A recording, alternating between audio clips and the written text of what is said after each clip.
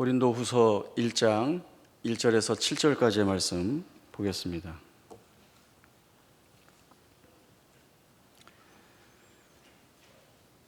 고린도후서 1장 1절에서 7절까지의 말씀 제가 읽겠습니다.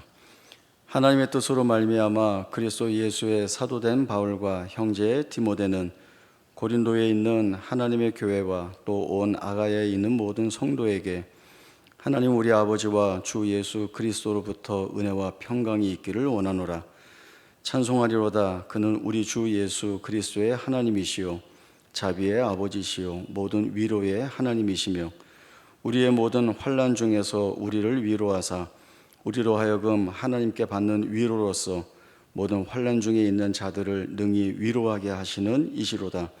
그리스도의 고난이 우리에게 넘친 것 같이 우리가 받는 위로도 그리스도로 말미암아 넘치는도다. 우리가 환난 당하는 것도 너희가 위로와 구원을 받게 하려는 것이요 우리가 위로를 받는 것도 너희가 위로를 받게 하려는 것이니 이 위로가 너희 속에 역사하여 우리가 받는 것 같은 고난을 너희도 견디게 하느니라. 너희를 위한 우리의 소망이 견고함은 너희가 고난에 참여하는 자가 된 것 같이 위로에도 그러한 줄을 알미라. 아멘. 말씀을 보셔서 아시겠지만 고린도전서를 마치고 고린도후서 말씀을 또 이어서 함께 나누어 보도록 하겠습니다. 고린도 교회는 참 다양하고 복잡한 여러 문제들로 어려움을 겪고 있었고 또 이를 안 바울이 편지를 써 보내어서 훈계하고 또 권면의 말씀을 전하고자 했습니다. 그런데 이 편지만으로 말을 듣지 않았죠. 그래서 바울이 직접 고린도에 가서 이야기를 하게 되지만 오히려 성도들로부터 거친 반대를 받게 됩니다. 그리고 거의 쫓겨나다시피 해서 고린도를 나와야 했습니다. 고린도 전서나 후서에 담고 있는 그 글에 바울의 마음을 저희가 좀 살펴보면 고린도 전서와 후서 사이에 보냈던 그 일명 눈물로 쓴 편지라고 하는 그 내용은 바울이 고린도에 있는 이 하나님의 교회를 생각하면서 얼마나 안타까운 마음을 가지고 있었는지, 그리고 또 그 교회 안에서 거룩한 성도로 부름받은 자들이 그들을 향한 이 사랑하는 마음을 얼마나 절절히 녹여들여서 그 편지를 썼을까라고 하는 생각들을 해보게 됩니다. 내가 너희를 너무 사랑하고 있고 또 너희를 바로 세워서 하나님의 기쁨, 영광이 되게 하기를 원한다. 이 편지는 남아있지 않기 때문에 제가 상상했을 때 아마 이런 식의 편지이지 않을까라고 하는 생각들을 해보게 됩니다. 이 편지를 보내놓고는 이제 고린도 교회가 어찌 될까 염려하고 기다리다가 이 편지를 받고는 이 마음이 바뀌어서 거짓된 사람들을 교회에서 쫓아내고 이제는 그 바울의 가르침을 받겠다, 이렇게 이제 변화된 모습들을 이러한 소식들이 오게 됩니다. 이러한 교회에 대한 소식들을 들으면서 바울의 마음은 많이 안심이 되었겠지만 그렇다고 교회에 아무런 문제도 없게 되었다, 이렇게 되지는 않았습니다. 여전히 교회 안에 문제가 남아있고 또 바울은 이 문제들을 말씀 안에서 풀어나가기 위한 애를 많이 쓰게 됩니다. 여전히 남아있는 문제 중에 이 문제가 있습니다. 고린도 성도들 중 일부가 바울이 정말 주님으로부터 부름받은 사도라고 한다면 그가 복음 사역을 하는 가운데 있으면서도 환난을 겪고 있는다는 것이 말이 안 되는 게 아니냐라고 하는 겁니다. 이러한 이야기 뜻은 주님이 세우신 사도라면 주님이 함께 하시고 또 주님이 책임지시는 그 사역을 통하여서 사실은 교회 앞에나 성도 앞에나 세상 앞에 보란듯한 자랑할 만한 결과들이 드러나야 하는데 그런 선한 결과는커녕 오히려 쩔쩔매면서 환난 가운데에서 시련을 겪고 있는 모습을 사실은 조롱하고 멸시하고 있는 것이죠. 여기에 대해서 이 바울이 이 고린도후서 1장에서의 첫 시작을 이 말씀으로 하고 있습니다. 바울은 하나님을 우리 주 예수 그리스도의 아버지시요 또 자비의 하나님이시요 모든 위로 가운데서 위로하시는 하나님이시다, 이렇게 이야기를 합니다. 그리고 이 위로라는 것은 모든 환난 가운데에서 위로하여 주심으로 정말 우리의 진정한 위로의 주가 되게 하시고 이 주님으로 인하여서 우리가 넉넉히 견디어 이겨낼 수 있다라고 하는 사실들을 이 안에 담아 이야기하고 있습니다. 이 말이 뜻하는 바는 앞서 바울을 조롱하고 멸시하는 자들은 환난이라고 하는 이 상황, 결과를 바울이 진정한 사도가 아니라는 것을 증명하는 증거로 끌어다 썼다고 한다면, 진정한 사도인 바울은 이 환난을 하나님이 어떻게 일하시는지에 대한 증거, 그리고 하나님은 이렇게 일하신다라고 하는 그 방법에 대한 내용으로 삼고 있습니다. 바울을 비방하는 사람들하고는 전혀 다른 이해이고 인식입니다. 그들의 말대로 정말 바울은 복음 사역을 하는 가운데 있지만 수없이 많은 환난을 겪게 됩니다.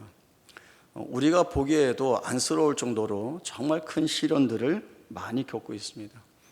1차 전도 여행 때 루스드라에서는 비시디아 안디옥과 이고니온에서 온 유대인들이 그 루스드라에 있는 무리들을 충동하여서 복음을 전하는 이 바울의 사역을 방해하고 거기에서 그치지 않고 돌을 들어 치게 됩니다.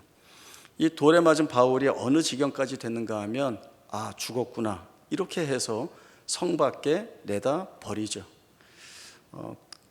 그 정도로 많은 반대와 핍박을 이 바울이 받게 됩니다. 거기에서 일어난 이 바울이 자기가 처음 출발했던 수리아 안디옥으로 돌아가야 하는데 어떤 경로를 택하여 돌아갔는가, 이 사실이 매우 흥미롭고 재미있습니다. 루스드라에서 더베라고 하는 도시로 가서 거기에서 복음을 전하게 되는데, 이 더베를 반환점으로 삼아서 다시 돌아가는 길은 본인이 복음을 전하며 왔던 그 1차 전도 여행의 도시를 역순으로 거꾸로 돌아가는 겁니다. 좀 설명을 붙이면 모든 도시마다 복음에 대한 핍박을 받았습니다. 그리고 그 도시에는 여전히 바울을 반대하는 사람들이 서슬퍼렇게 눈을 뜨고 지키고 있습니다. 바로 루스드라에서도 그 앞에 있었던 도시 비시디아 안디옥과 이고니온에 있던 사람들이 와서 이 큰 일을 벌였는데 그들이 그 도시에 여전히 남아 있습니다. 그러면 쉽게 돌아가려면, 편하게 돌아가면 어떻게 해야 될까? 더베까지 왔죠? 더베에서 조금만 더 가면 바울의 고향 다소입니다. 여기까지 왔으니 고향에 가서 좀 편히 쉬다가 반대하는 사람들의 그 마음이 좀 수그러들고 가라앉으면 그때 지나가면서 갈 수 있다, 이렇게 생각할 수도 있고요. 아니면 수리아 안디옥으로 바로 돌아가야 한다면 더베에서 다소, 그리고 그 다소에서 지도상으로 보면 조금만 오른쪽으로 넘어가면 수리아 안디옥입니다. 거리가 짧습니다.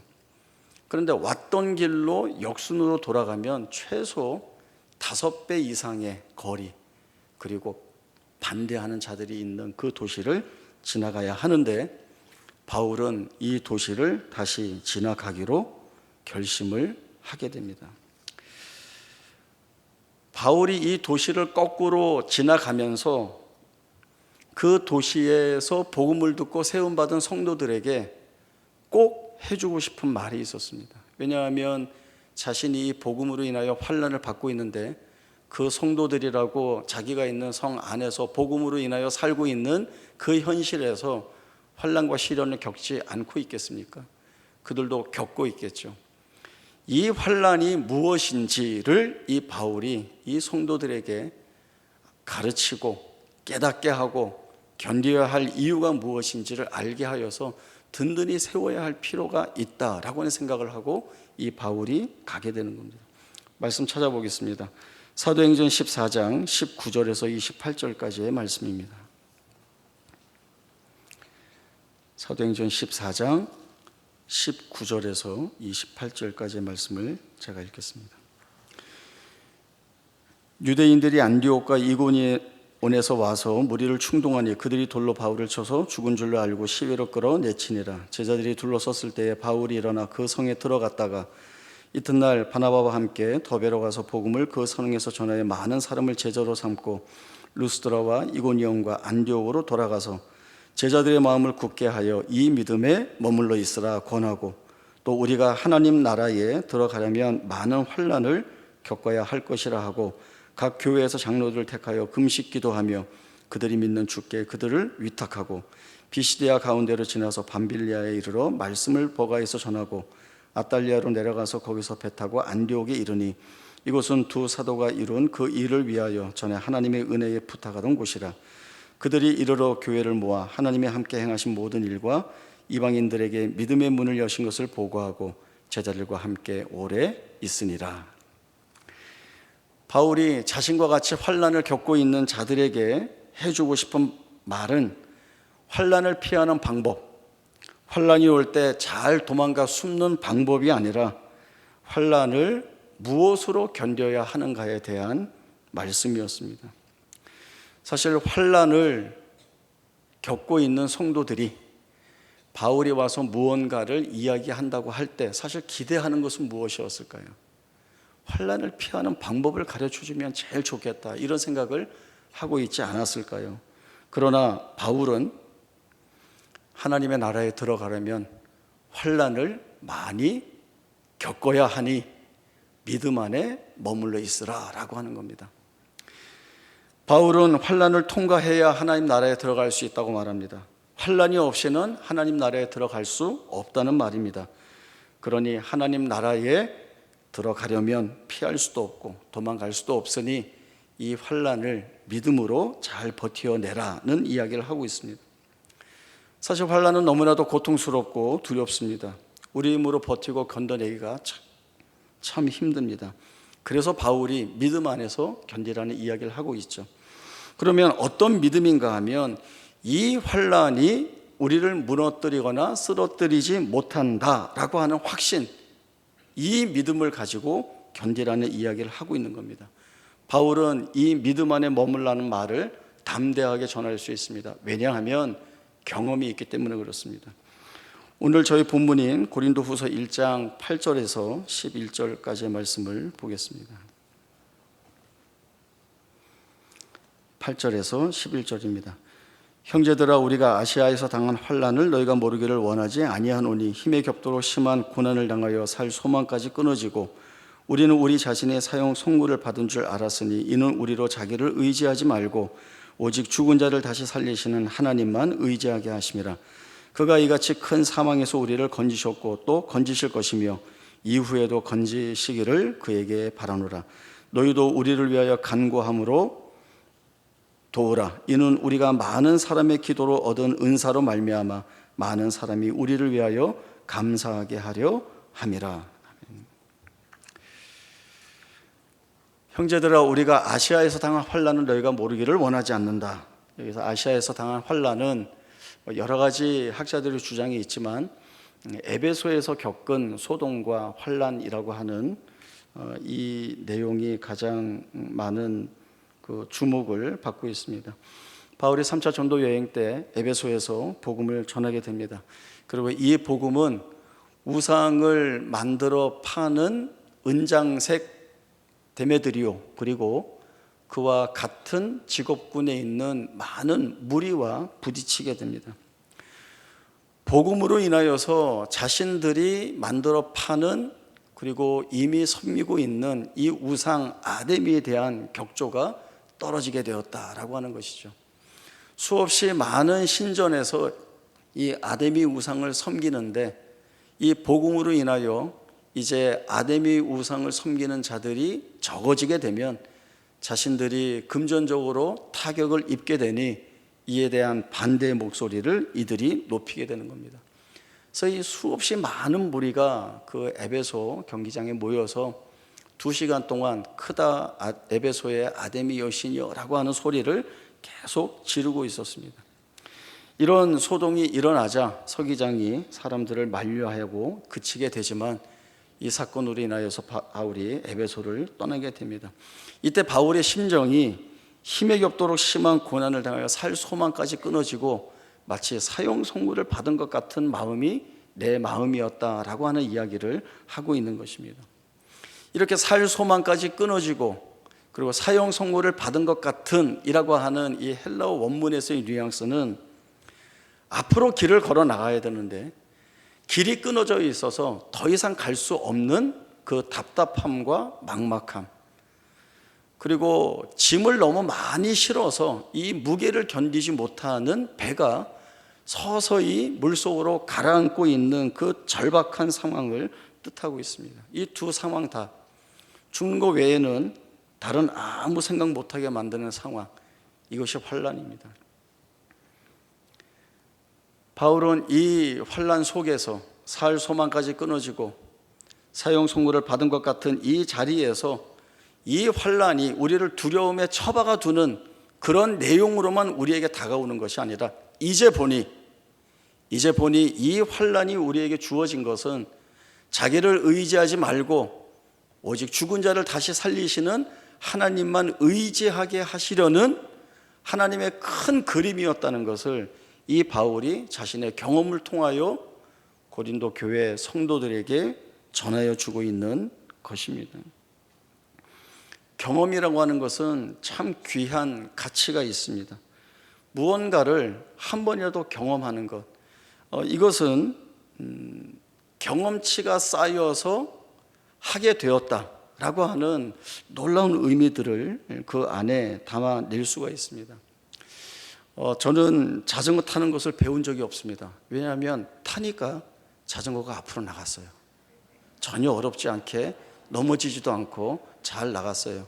근데 나중에 알고 보니까 자전거를 배워야 타는 사람들이 있더라고요. 그래서 이제 저는 제가 가지고 있는 달란트니까 이제 친구들에게 이 자전거 타는 법을 가르쳐 주려고 했습니다.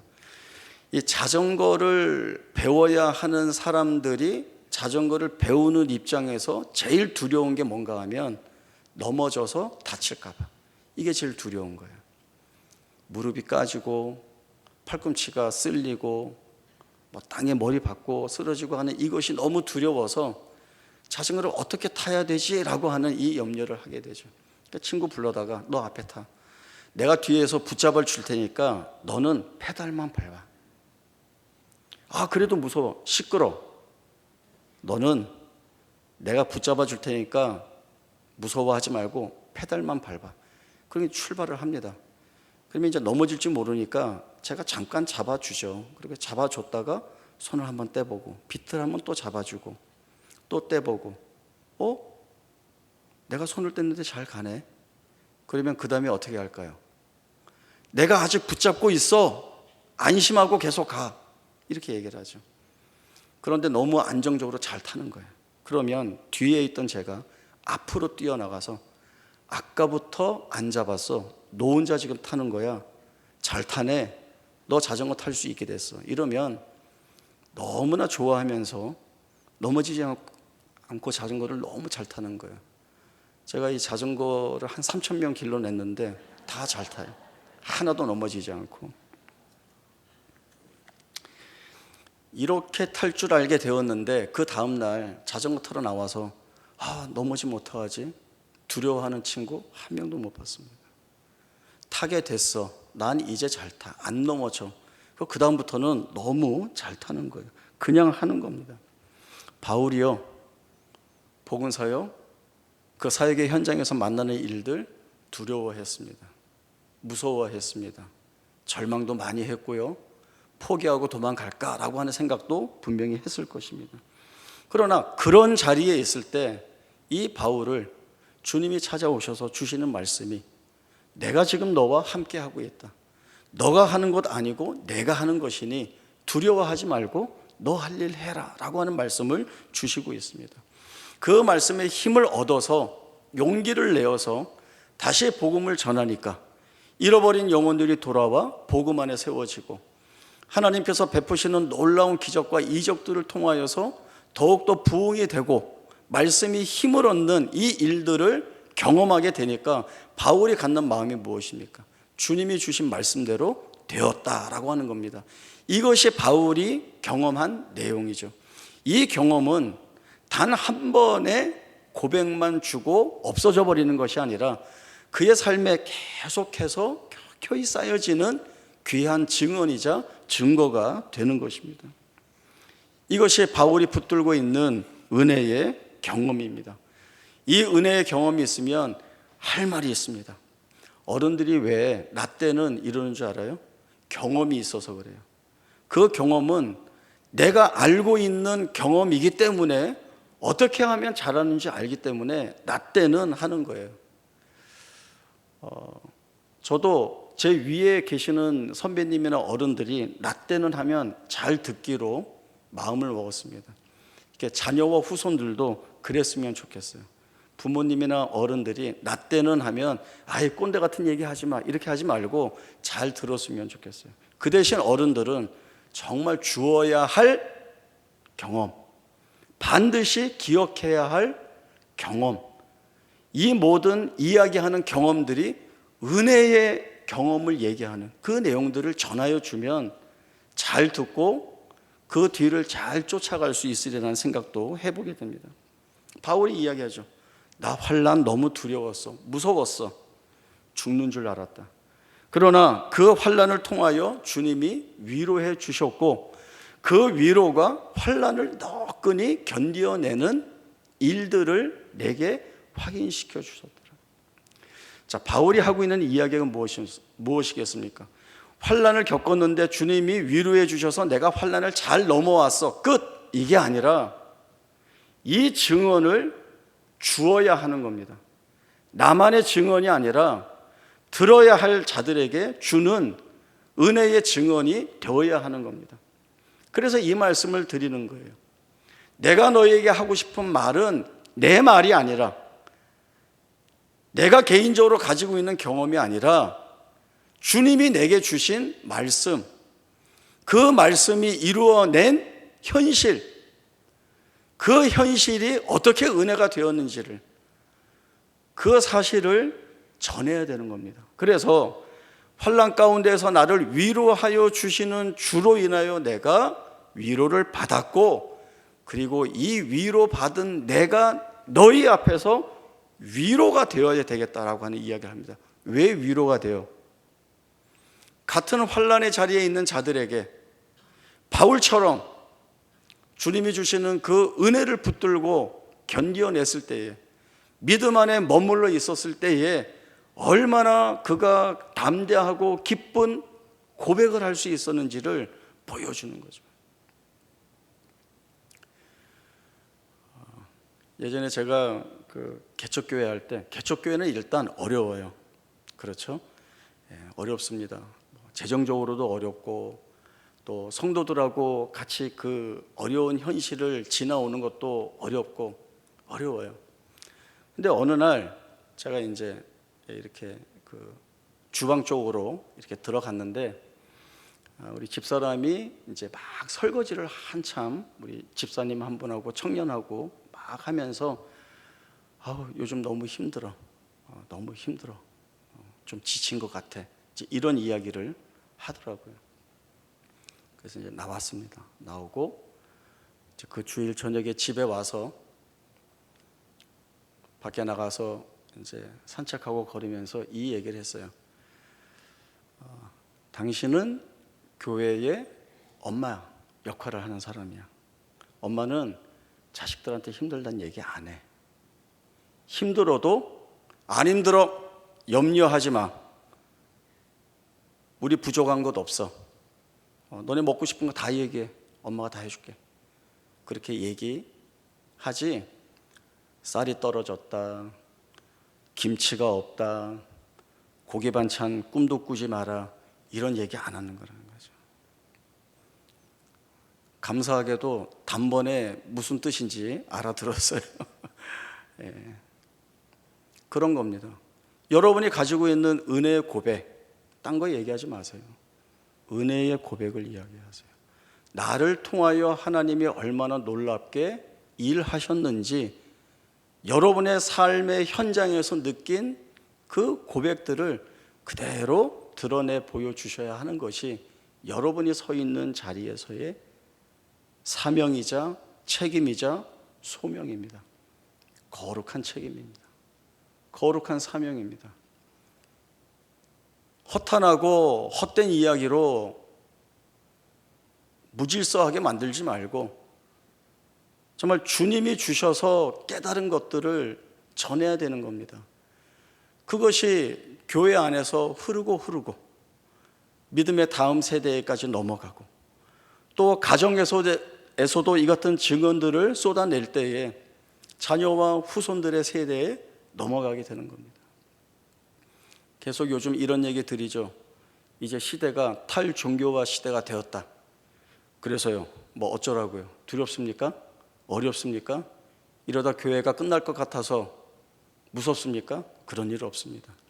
하나님은 항상 남은 자들을 통하여서 주의 구원의 역사와 놀라운 기적의 역사들을 늘 언제나 이루어 가셨습니다. 그것이 환난을 수없이 겪어왔던 우리 믿음의 선진들이 그 자리에서 믿음을 놓치지 않고 견디어내서 기독교 신앙을 오늘 이 시간 이 자리까지 우리에게 보여주고 있는 겁니다. 전수되어 흘러오게 만든 것입니다. 우리가 보는 것은 무엇입니까? 또 우리가 봐야 하는 것은 무엇이어야 하겠습니까? 환난, 고통스럽고 아프고 그리고 심각하고 괴로운 거야. 있는 그대로가 아니라 이 환난을 통하여 하나님이 내게 무엇을 보게 하실 통로, 재료, 자리로 삼고 있는지를 확인받아야 합니다. 하나님은 이 환난을 통하여서 하나님 나라가 무엇인지를 우리에게 보여주시는 거예요. 이 환난이 있더라도 주님이 어떻게 일하시는지를 우리에게 보여주시는 거예요.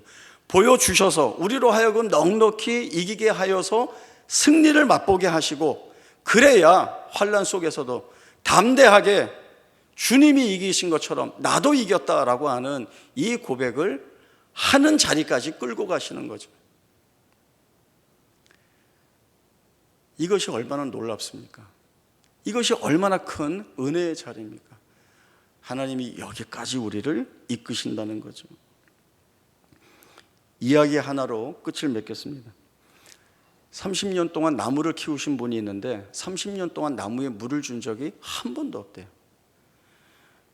이 얘기를 들으면 어떻게 그럴 수가 있지? 라고 하는 생각이 들죠. 아니, 물을 안 주면 나무가 살아? 라고 하는 생각이 있습니다.